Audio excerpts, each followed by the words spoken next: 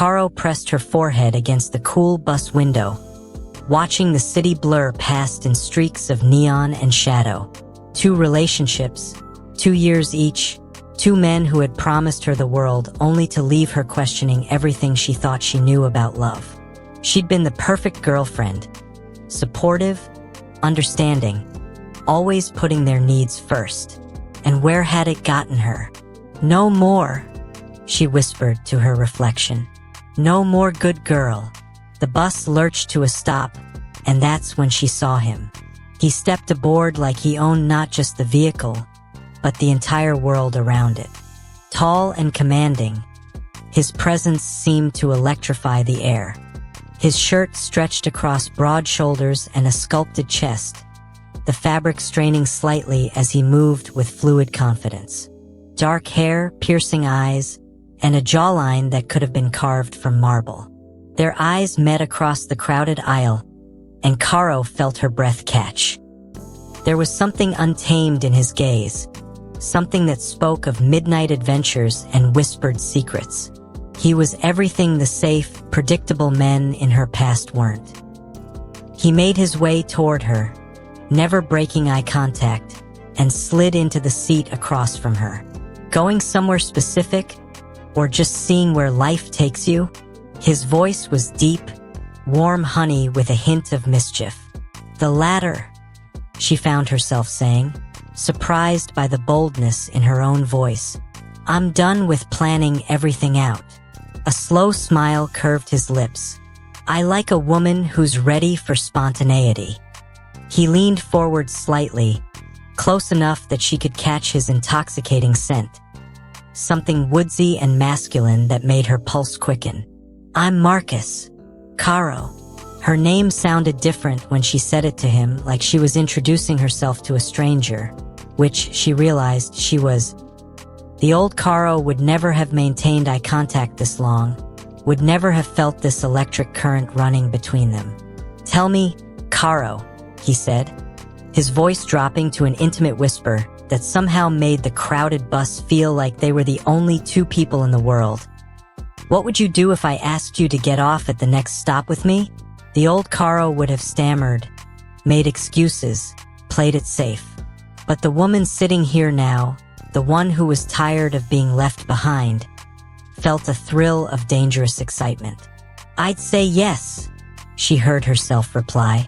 When the bus pulled over, Marcus stood and extended his hand to her. His fingers were strong and warm as they closed around hers, and she felt a jolt of electricity at the contact. He led her off the bus and into the warm evening air. I live just a few blocks from here, he said, still holding her hand. Would you like to come up? I make an excellent cup of coffee, and I have a feeling we have a lot to talk about. Caro's heart raced. This was so unlike her, so impulsive and reckless. But looking into Marcus's eyes, she saw something that her previous boyfriends had never offered: genuine intrigue, real interest, and a kind of reverent attention that made her feel like she was the most fascinating person he'd ever encountered. His apartment was warm and inviting, filled with books and soft lighting. He moved around the kitchen with easy grace, preparing coffee while they talked about everything and nothing. Travel dreams, favorite books, the way the city looked different at night. You know, he said, settling beside her on the couch, close enough that she could feel the warmth radiating from his skin. When I saw you on that bus, you looked like someone ready to write a new chapter of her story. Maybe I am, she whispered. Marcus reached out, gently brushing a strand of hair from her face. His touch was tender, reverent. You're beautiful, Caro. Not just how you look, but how you think, how you laugh, the way your eyes light up when you talk about the things you're passionate about. No one had ever spoken to her like this before, with such genuine appreciation for who she was as a person.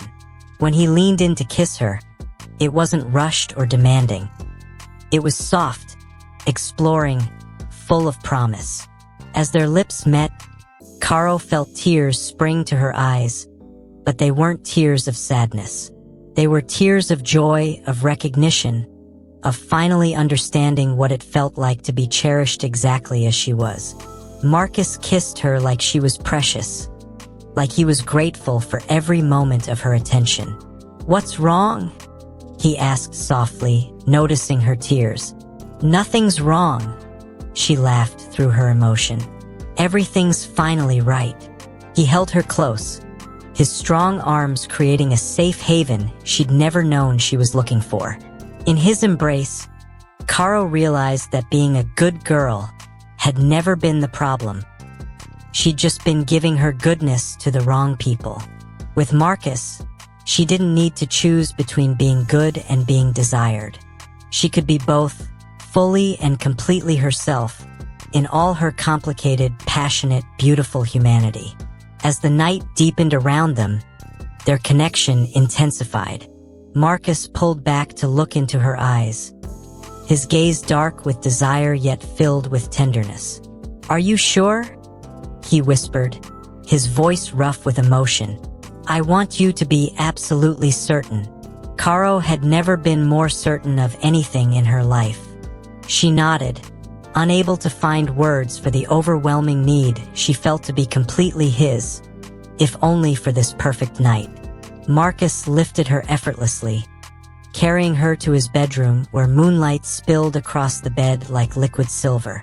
He set her down gently, his hands framing her face as he kissed her deeply, pouring all his desire and reverence into that single moment of connection.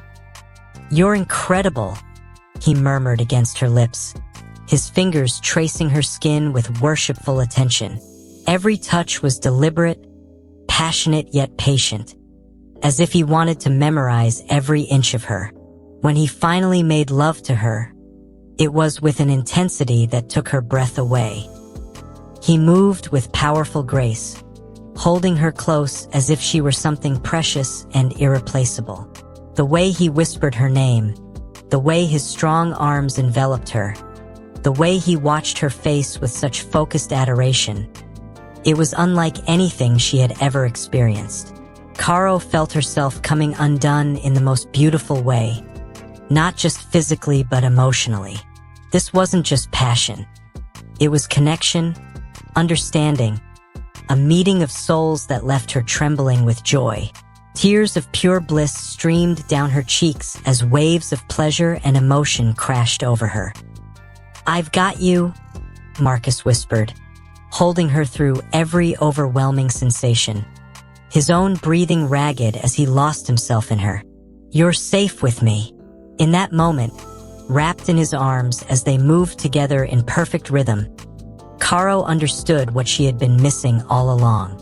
This was what love was supposed to feel like.